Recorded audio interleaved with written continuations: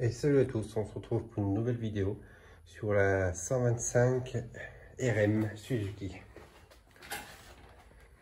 Donc, je vous fais une petite vidéo courte sur celle-là, sur la moto. Vous pouvez voir déjà que le noir a presque tout disparu, le orange une bonne partie. Du coup, je n'ai toujours pas acheté le sauve-à-pain pour enlever le reste de la peinture, je vais l'acheter bientôt. Mais déjà, tout ce qui est parti en noir et en peinture orange, c'est tout ce qui est parti avec le Karcher. C'est parti assez facilement. Vous pouvez voir que la selle aussi. Si vous regardez la vidéo, la toute première vidéo que j'ai fait sur la RM, vous verrez que c'est déjà pas la même couleur. C'est parti, il en reste encore, mais c'est bien parti quand même. Pareil pour le cadre, on voit, parce que normalement il est bleu. Donc on voit bien que le cadre revient à la normale. Donc c'est pareil, ça faut que je finisse.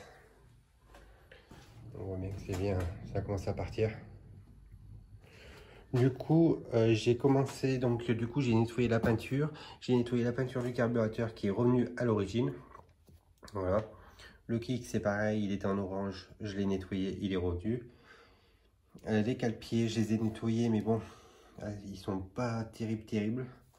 Faudrait que je les repeins en gris, je pense, ou en acheter les neufs. Vous pouvez voir. Et le sélecteur, pareil, je l'ai nettoyé, il est bien revenu aussi. Ce côté-là, ça va.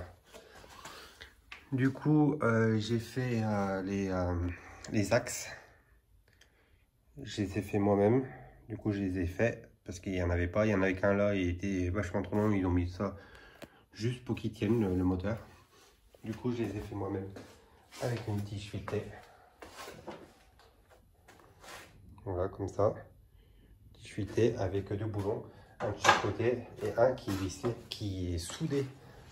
Que j'ai soudé au semi-auto d'un côté. Comme ça bouge pas. Vous pouvez voir, hop, celui-là il est soudé. Et celui-là aussi. Du coup, l'autre côté n'est pas soudé. Vous voyez, là, il reste un peu de peinture. Ça dépend des endroits. De l'autre côté, ça s'est mieux enlevé. On voit que c'est parti un bon peu. Du coup, j'ai fait ça. Du coup, la moto démarre. Elle tourne. Elle démarre difficilement parce que il manque l'échappement. Il manque l'échappement et la boîte à air. D'ailleurs, il faut que j'achète une boîte à air.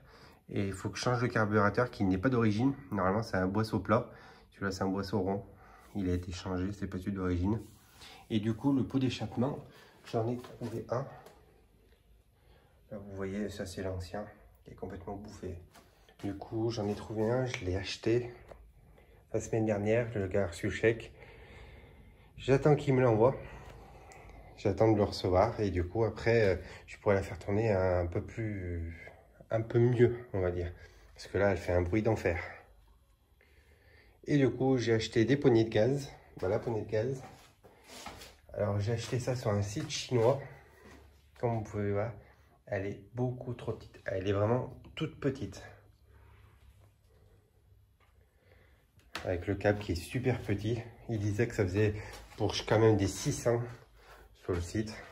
Et il y a une photo avec la poignée sur une 600. Et voilà, c'est beaucoup trop petit. Donc du coup, je l'ai monté juste comme ça en attendant. Ça, je peux la faire démarrer un peu. Puis quand je recevrai le pot, je pourrais au moins la faire tourner au ralenti. Ça sera déjà pas mal. Et bon, voilà, j'ai voulu économiser 10 € sur la poignée. Du coup, je me suis retrouvé avec une poignée de pocket bike. Mais bon, c'est pas grave, je changerai quand je change. J'achèterai un filtre à air. Pour l'instant, ça ne m'empêche pas de la faire démarrer, même si elle fait un bruit sourd. Donc voilà pour l'avancée de la moto.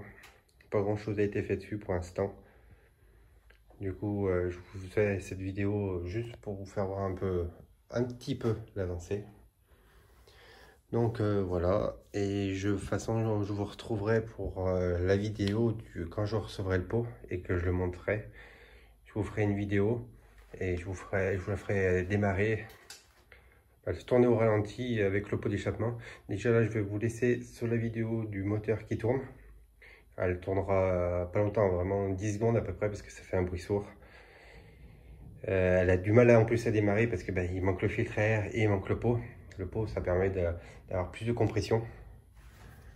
Du coup, je vous laisse sur les images du moteur qui tournent.